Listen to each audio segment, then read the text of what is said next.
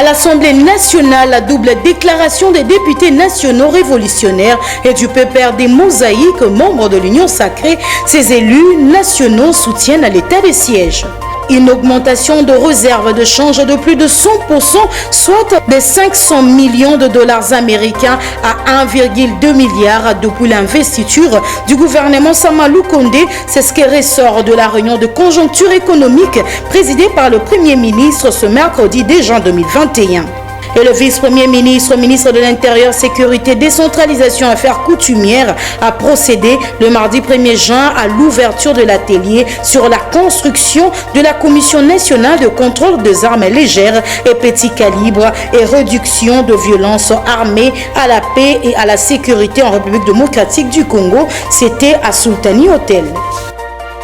Heureuse de vous savoir, nombreux devant vos postes téléviseurs. Mesdames et messieurs, merci de nous avoir choisis pour vous informer et bienvenue dans cette grande édition du journal sur la chaîne éducative à l'Assemblée nationale. La double déclaration des députés nationaux révolutionnaires et du PPRD Mosaïque, membres de l'Union sacrée. Ces élus nationaux soutiennent l'État des sièges.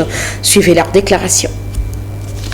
Nous, députés nationaux révolutionnaires de l'Union sacrée de la nation, nous soutenons de manière indéfectible la décision salutaire prise par le président de la République proclamant l'état des sièges assorti de la nomination des autorités militaires au niveau provincial, urbain, communal et territorial afin de traquer les forces négatives jusqu'à leur dernier retranchement pour enfin affirmer l'autorité de l'État sur l'ensemble du territoire national. À cet effet, nous soutenons sans relâche nos vaillants FRDC et toutes les forces de sécurité engagées dans ces processus qui se battent nuit et jour au front pour rétablir la paix sur toute l'étendue du pays. Ils méritent donc un traitement humain. Nous prions les autorités militaires et policières nommées dans les provinces concernées de bien tenir compte de la primauté des droits et libertés fondamentaux de la personne humaine afin de le garantir pour assurer l'harmonie sociale et la collaboration de la population civile pour la réussite de la mission qui leur est confiée. Les députés nationaux de la Mosaïque, PPRD membres de l'Union sacrée, comme tout autre Congolais épris de paix, profitent de cette journée spéciale pour réitérer notre soutien indéfectible et sans condition au président de la République, chef de l'État, son Excellence Félix Antoine Tshisekedi Tshilombo, commandant suprême des forces armées de la République démocratique du Congo et de la police nationale congolaise. En notre qualité des élus du peuple, émus par le patriotisme, nous réaffirmons tout haut et fort notre soutien total à l'état de siège décrété par le chef de l'État et au FARDC en vue de mettre fin définitivement aux tueries perpétuelles dans les provinces de l'Ituri et du Nord Kivu. Nous exprimons en même temps notre compassion avec l'ensemble de la population de l'Est de notre pays, victime des actes de terrorisme, et à toute famille victime de l'éruption volcanique de Nyiragongo dans la ville de Goma et au Nord Kivu. Toujours dans l'actualité, le Premier ministre Jean-Michel Samalou Kondé a présidé ce mercredi 2 juin 2021 la réunion du comité de conjoncture économique. Le gouvernement constate une augmentation de réserve de change de plus de 100%, soit de 500 millions de dollars américains à 1,2 milliard depuis l'investiture du gouvernement Samalou Kondé. Suivez les comptes rendus de cette rencontre avec le ministre du Plan. Et la réunion d'aujourd'hui, nous avons analysé la situation du 24 au 28 mai. Nous pouvons retenir plusieurs choses. La première, c'est que la situation de l'économie mondiale est en bonne évolution, sauf quelques craintes pour la troisième vague de Covid-19, notamment pour notre pays, d'où le Premier ministre a demandé qu'on sensibilise la population pour le respect des mesures barrières pour ne pas repartir en confinement. Nous avons également examiné la situation au niveau des métaux. Nous avons constaté que il y a une baisse du cours des métaux et que ça pourrait avoir un impact sur les finances de notre pays dans la mesure où le cours du cuivre notamment est repassé en dessous de 10 000 $ par tonne. Nous avons constaté également qu'il y a la baisse sur le plan international du coût des produits céréaliers, ce qui serait une bonne chose, et le ministre de l'économie est appelé à suivre la répercussion de cette situation dans les prix intérieurs. Nous avons, le gouverneur de la Banque centrale nous a exposé qu'il y a une stabilité au niveau du taux de change qui reste au niveau national officiel à 2025, au niveau parallèle à 2025, au niveau officiel à 1989. Et aujourd'hui, nous avons également constaté et encouragé le fait que les réserves de change de la République ont augmenté et de plus de 100% depuis que le gouvernement Sama Lukonde est en place. Enfin, le Premier ministre est revenu sur l'instruction qui nous a été donnée par le président de la République de faire un effort pour la diversification de l'économie et également sur les investissements qui doivent être faits dans tous les territoires de la République démocratique du Congo. Direction ministère de la Santé à présent, la délégation gouvernementale envoyée à Goma a échangé ce mercredi 2 juin 2021 avec la communauté humanitaire, a suivi le ministre de la Santé publique Jean-Jacques Mbungadi. Ici, au nom de l'équipe du gouvernement qui a effectué la mission à Goma et qui continue à faire le plaidoyer pour que l'action de la communauté internationale soit encore plus élevée que celle qui est maintenant, vous remercie. Moi, je pense que toutes les interventions montrent à dessein la volonté des humanitaires d'accompagner notre pays face à la difficulté actuelle. Et je vous remercie sincèrement quant à cette volonté affichée. Il est important de continuer dans le comité restreint pour arriver à mettre en place tout un mécanisme d'accompagnement. Mais à ce stade, je réitère ce qui a été demandé par mon collègue des actions humanitaires, c'est qu'il y a un besoin réel face à ce que nous appelons un drame. Les difficultés d'une population que nous ne pouvons laisser sur le côté. Le gouvernement fait le maximum et nous espérons que les humanitaires vont nous accompagner au-delà de ce qui a été fait maintenant. Nous vous assurons également qu'au nom du gouvernement, nous allons tout mettre en œuvre pour que les difficultés administratives, tant liées à la douane et pour d'autres difficultés en lien avec l'entrée sur le territoire, soit résolu, parce que cela va contribuer à aider nos populations. Nous saluons également les initiatives locales des Congolais, des acteurs politiques. Et nous vous invitons à vous rapprocher du gouvernement pour que nous ayons des échanges pour avancer. Il est important que les Congolais voient un signal que les leurs se mobilisent également pour leur cause. En tout cas, au nom du gouvernement, au nom de l'équipe gouvernementale de Goma par rapport à la situation de l'éruption, je vous remercie tous en vos titres et qualités et espère que dans un avenir très proche, les discussions vont continuer pour avancer dans le sens de ce que nous avons décidé aujourd'hui, c'est-à-dire aider les populations sinistrées à Goma. Entretien le mardi 2 juin 2021 entre le vice-premier ministre, ministre de l'Intérieur, Sécurité, Décentralisation et Affaires coutumières Daniel Asilo Okito et le chef de la composante police Monisco Berete Modi. Au menu des échanges, les priorités du vice-premier ministre de l'Intérieur en ce qui concerne les questions policières sur l'appui de la Monisco dans ces secteurs. Le plus ample détail à travers cet élément. Cette deuxième rencontre à l'espace d'une semaine entre le vice-premier ministre, ministre de l'Intérieur, de la Sécurité et Affaires coutumières et le chef de la composante police MONUSCO vient démontrer la détermination de Daniel Aselo Kito de voir ses priorités exprimées lors de sa présentation officielle s'est concrétisée avec également l'appui de la MONUSCO dans ces secteurs avec un domaine de responsabilité très large. Très clairement, comme vous le savez très bien, le ministre a un portefeuille et puis un domaine de responsabilité qui est très très large.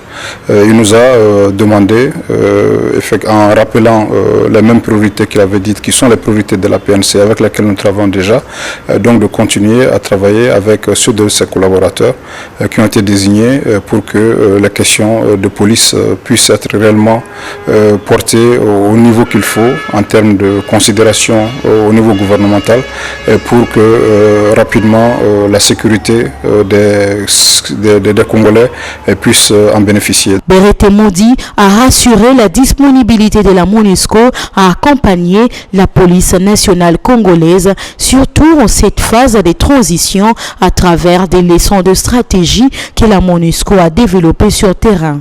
Et nous avons ensemble convenu, par exemple, qu'une stratégie que nous faisons, qu'on appelle des SOLI, c'est-à-dire stratégie opérationnelle de lutte contre l'insécurité, que nous déployons dans 8 localités différentes, et que cela serait une bonne stratégie à dupliquer dans différentes localités où il y a les opérations actuellement. Et que cela pourrait être une bonne occasion pour le ministre de présenter clairement quelles sont les intentions, les modes d'action de la PNC, et d'attirer non seulement l'attention, mais aussi le soutien et la mobilisation des autres partenaires sur ces stratégies qui sont censées donner concrètement de la sécurité aux populations congolaises.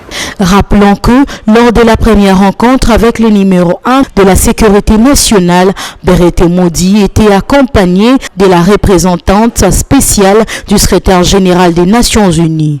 Un échange qui avait tourné sur les questions de transition de la MONUSCO. Toujours à la vice-primature de l'Intérieur, Daniel Aselo Kito, vice-premier ministre, ministre de l'Intérieur, Sécurité, Décentralisation et Affaires coutumières, a procédé le mardi 1er juin 2021 à Sultani Hotel à l'ouverture de l'atelier sur la construction de la Commission nationale de contrôle des armes légères et petits calibres et des réductions de la violence armée à la paix et à la sécurité en République démocratique du Congo. Reportage. Ces assises de 2 jours organisées par la Commission nationale de contrôle des armes légères et petits calibres et des réductions de la violence armée avec l'appui de la MONUSCO sous le haut patronage du vice-premier ministre, ministre de l'Intérieur, Sécurité, Décentralisation et Affaires coutumières connaissent la participation de plusieurs acteurs de sécurité, dont des officiers généraux de la maison militaire du chef de l'État, des corps logistiques et de la base logistique centrale de FARDC, du conseiller spécial du président de la République, des officiers de FARDC, de la police nationale congolaise et tant d'autres. Prenant la parole, Patrick Kombe, secrétaire permanent de cette structure, affirme que cet atelier tombe à point nommé car il constitue une occasion pour démontrer et échanger sur la pertinence de l'insécurité causée par la circulation d'armes illicites dans l'Est de la République démocratique du Congo et des mesures idoines à prendre. Vous le savez bien, l'objectif global visé par cette activité est de démontrer et échanger sur les efforts et contributions de la CNC-ALPC dans la paix et la sécurité en RDC.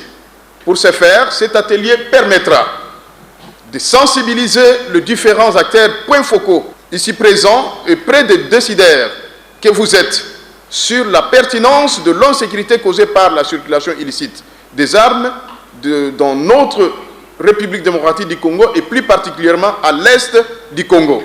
Dans son allocution, le patron de la sécurité nationale, Daniel Aselo Kito Wakoy, a loué les efforts du président de la République dans sa vision respective des droits de l'homme qui est celle de réduire sensiblement les cas de violences armées par le renforcement du contrôle de toutes les armes qui circulent en RDC. Vous noterez que réduire la prolifération des armes légères et des petits calibres ramène à renforcer systématiquement la sécurité et la paix des populations dans tous les territoires de la République en général et dans les zones de l'Est touchées en particulier, pour lesquelles Son Excellence, Monsieur le Président de la République, chef de l'État, a décrété un état de siège, une des pistes de solution à cette problématique. À noter qu'à l'heure actuelle, la République démocratique du Congo fait face à une recrudescence du trafic illicite d'armes légères et de petits calibres. Au ministère de l'EPST, cette fois-ci, le ministre de l'Enseignement primaire, secondaire et technique, Tony Mwaba, a échangé ce même mercredi 2 juin 2021 avec Mutombo Dikembe ces derniers et a invité plutôt le ministre de l'EPST à prendre part à l'inauguration de l'école Samuel Mutombo. Suivez le plus ample détail à travers cet élément. L'objectif était tellement simple. Premièrement, je voulais remercier Monsieur le ministre de sa poste du ministre de l'Enseignement primaire et secondaire, ce qui est une position très importante dans notre pays, pour ne pas dire dans notre continent d'Afrique, du fait que la population de ces beaux pays est au moins âgée dessus de 18 ans. Et c'est la raison pour laquelle on s'engage ensemble pour que ces enfants soient plus meilleurs demain qu'aujourd'hui, et de lui parler de la construction de l'école Samuel Mutombo en Mbuji-Mayi qui va s'ouvrir au mois d'octobre. J'ai plaidé à Monsieur le ministre qu'il soit là le jour de l'ouverture pour la coupure des rubans. Yes, it was a great opportunity for me to be here at the Ministry of Education in Congo, to thank the minister for his appointment as a Minister of Education. As we all know, that the education is very important, because without education we cannot go nowhere, we cannot build the nation. And for the fact that my foundation, Mutombo Dikembe, we are building a brand new school in Mbuji-Mayi, and we want a minister to be there. So I cannot beg him to come and cut the ribbon of the opening of the new school in October, and he gave me his blessing that he will be there. So he will come? He will come, so I'm very pleased for that. Thank you very much. Thank you. En religeant dans un message de compassion aux sinistrés des Goma, le représentant légal de la Comico, chez Youssouf Dubondo, implore Allah pour que sa miséricorde soit sur la population du Nord Kivu. Suivez-les. Bismillahirrahmanirrahim. Chers frères et sœurs, depuis la dernière éruption volcanique survenue au soir du 22 mai 2021, la communauté islamique en République démocratique du Congo ne cesse d'implorer Allah pour que sa miséricorde soit sur vous pour assouplir vos diverses souffrances. La nature des souffrances et des événements qui ne cessent d'endurer notre population de l'Est, notamment les tueries barbares, l'abandon des cités et des champs au profit des envahisseurs, Ebola, les inondations couronnées dernièrement par l'éruption du volcan Nyiragongo doivent faire l'objet d'une grande réflexion de la part de tout croyant qui sait interpréter les signes du temps. Le sang des innocents vexés au quotidien, les pleurs des orphelins ainsi que le chagrin des veuves délaissées à leur triste sort viennent d'attiser la colère divine. C'est donc nous rappelons aux autorités étatiques qu'il était grand temps de mettre hors état de nuire tous les complices internes et externes de ces tueries en série. Seul moyen de mettre fin à ces carnages humains vieilles depuis de 20 ans. Les Congolais qui participent à la matérialisation de ces carnages humains, tôt ou tard, le ciel vous dénichera. Vous serez la honte de notre patrie, de votre province, de votre territoire, de votre secteur, de votre village, pourquoi pas de votre propre famille. La Comico exhorte tous les fidèles congolais sur l'ensemble du territoire national à une solidarité humaine pour venir en aide à tous les compatriotes touchés par cette catastrophe naturelle. N'attendez plus rien.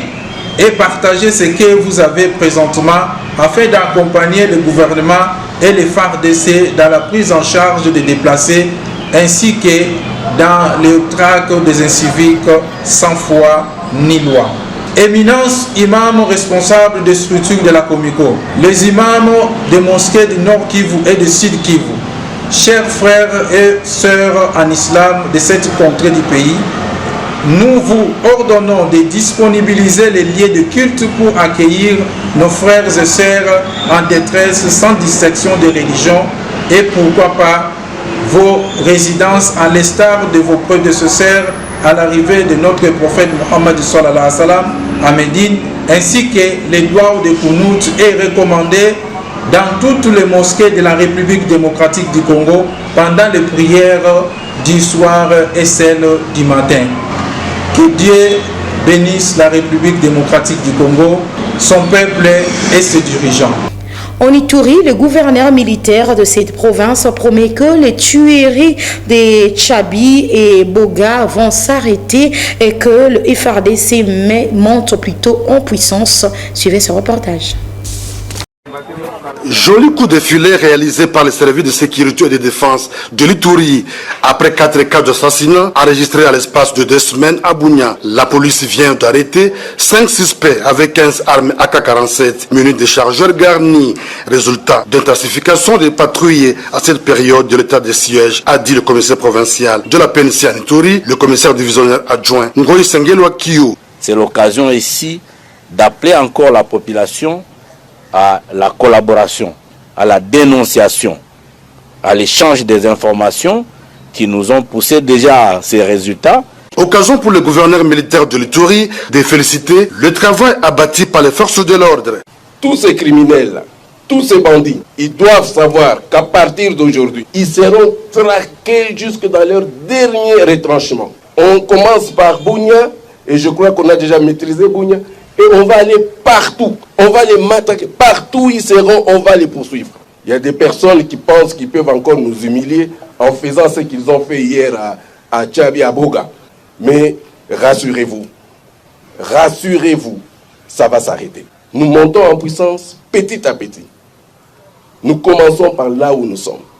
Et tous ceux-là qui sont en train de collaborer avec l'ennemi, que ce soit la population, que ce soit parmi nous, nous vous disons que nous allons vous traquer.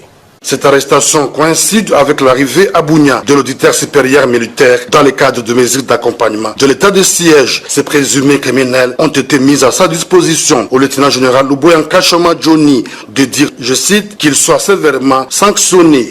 L'auditeur supérieur, voilà vos premiers clients, ils sont là. Il faut vraiment que tout le monde, tous les délinquants se rendent compte de ce que vous allez faire. Parce qu'ils seront l'exemple. Et ça, je veux vraiment insister. Si la prison de Bunia ne peut pas vous recevoir, je vais vous envoyer à Ngenga. Les moyens sont là. Pour montrer que nous n'allons reculer devant personne et rien ne pourra nous faire reculer.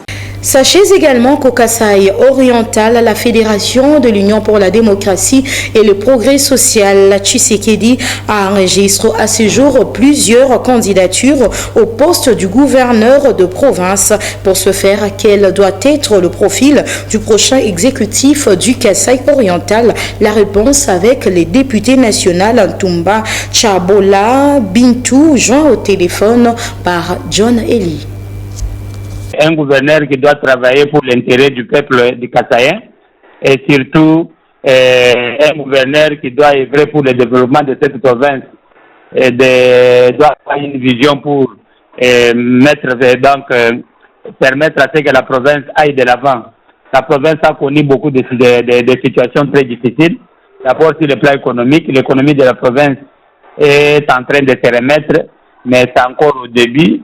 Puisque le poumon économique de la province était l'AMIBA, étant donné que l'AMIBA était tombée en faillite, avec le nouveau régime de Félix Antoine Tshisekedi Tshilombo qui a essayé un peu de relever l'AMIBA avec le premier qui est arrivé. Actuellement, l'AMIBA est en train de produire quelque chose. Il y a aussi l'assassin. Mais en plus de ça, il faut relancer l'agriculture. Et il faut des infrastructures dans la province qui font défaut totalement, que ce soit en ville ou dans nos territoires. Je sais que tous les candidats, y compris moi-même, chaque Kassaïen a le droit de postuler s'il remplit les critères exigés pour être gouverneur de province. Alors, le Kassai oriental est indivisible. Chaque enfant du Kassai oriental peut postuler et occuper valablement ses fonctions. Il n'y a pas de discrimination dans la province du Kassai oriental. Plusieurs candidatures ont été déposées au niveau de la fédération Moujimaï. Il y a la fédération du Kassai oriental rural qui a commencé à recevoir les candidatures. C'est lui qui aura la chance de diriger la province. L'essentiel est de travailler pour l'intérêt de la province. Alors, nous conseillons à tout un chacun, tout celui qui aura l'éré promis, qui sera élu par les députés provinciaux, il se met au travail du peuple congolais et surtout pour accompagner le chef de l'État dans sa vision du développement de la République démocratique du Congo qui est basée sur l'homme d'abord, donc le peuple d'abord. Il nous faut tout faire, il faut que la province se développe. Nous ne voulons pas encore des gouverneurs amateuristes qui viennent pour apprendre au sommet de la province. Nous avons besoin d'un gouverneur robuste, capable de développer la province et il y a une vision claire du développement de la province. Rubrique sportive, dans cette édition du journal, le ministre de Sport et Loisirs a échangé avec les délégations de la Chopo et du Haut-Katanga. Au menu, la situation sportive dans ces provinces. La problématique des infrastructures sportives dans la province de la Chopo a été au centre des échanges entre les ministres des Sports et Loisirs, Serge Nkondé, et la délégation des députés provinciaux de cette province, conduite par Gilbert Bokungu, président de l'Assemblée provinciale de la Chopo. Nous nous sommes rendus compte que la province de la Chopo a un sérieux problème, d'autant plus que ces infrastructures sportives sont à un état de délabrement très avancé. Alors nous avons jugé utile que dans son programme, dans sa feuille de route pour cet exercice, qu'il arrive également à épingler, n'est-ce pas, dans les activités sportives de la province de la Chopo. Face aux responsabilités qui sont les siennes dans ces ministères des Sports et Loisirs, Serge Nkondé peut bien compter sur le soutien de la communauté Saint-Pia, dont il fait partie, lui a rassuré Philbert Kunda, président de cette association socioculturelle du Haut-Katanga. Je suis venu essentiellement d'abord pour le féliciter, lui apporter tout mon soutien, c'est-à-dire le soutien de la communauté, et l'encourager à aller de l'avant. La cause des clubs du Haut-Katanga, fief électoral du ministre des Sports et Loisirs, qui prennent part à la 12e Coupe du Congo de football à Kinshasa, est ici plaidée par les chefs coutumiers Kaponda. Comme ce sont des ambassadeurs filles qui sont venus dans le cadre du football, lui annoncer aussi pour qu'ils puissent voir comment booster, les encourager et les pousser en vue que si on peut avoir déjà un premier trophée, des enfants filles qui pourraient amener une trophée au niveau du Katanga dans le championnat du football féminin. Et enfin, la ministre provinciale des Sports du Haut-Katanga a échangé avec le ministre national des Sports, Serge Nkondé, sur les priorités de sa province dans ces secteurs. Nous avons profité aussi de lui parler de la réalité des sports et loisirs dans la province du Haut-Katanga. Il nous a prêté une oreille très attentive et il a promis son accompagnement dans les initiatives que nous sommes en train déjà de prendre. Madame Pauline Igwabi annonce également la pose de la pelouse synthétique pour bientôt dans le stade Kibasa-Maliba. Dans le même registre, visite d'inspection du ministre de Sport et Loisirs, Serge Nkondé, dans le stade municipal de Kinshasa. Les détails dans ce reportage. Se rendre compte de l'état dans lequel se trouvent à ce jour les stades municipaux, 5 ans après leur construction dans la capitale Kinshasa, et voir dans la mesure du possible comment les déposséder des mains des différents entrepreneurs. Voilà qui justifie la descente ce 31 mai du ministre des Sports et Loisirs, Serge Nkondé, dans les 4 communes qui abritent ces infrastructures sportives. Le stade municipal Bonga Bonga est le premier à recevoir la visite du ministre des Sports et Loisirs. Ici, Serge Nkondé a fait la ronde de tous les locaux. Le ministre des Sports et Loisirs, accompagné de quelques membres de son cabinet, du DG du BSECO et Guillaume Ilunga, bourgmestre de la commune de Barumbu, sont ici bien renseignés par les responsables ressources humaines de ces stades, dont l'autonomie en cas de coupure d'électricité est prise en charge par ces groupes électrogènes. Une exception. À Matete, la pelouse en pleine croissance du stade Jean Kembo n'attend qu'un entretien. À partir des gradins, les bourgmestres de Matete lui fournissent des explications. Alertés de la présence du ministre des Sports et Loisirs dans leur commune, les jeunes Matetois ont réservé un accueil chaleureux à Serge Nkondé, avec qui ils ont fait une petite marche jusqu'à la maison communale, scandant des chants en son honneur juste à l'entrée.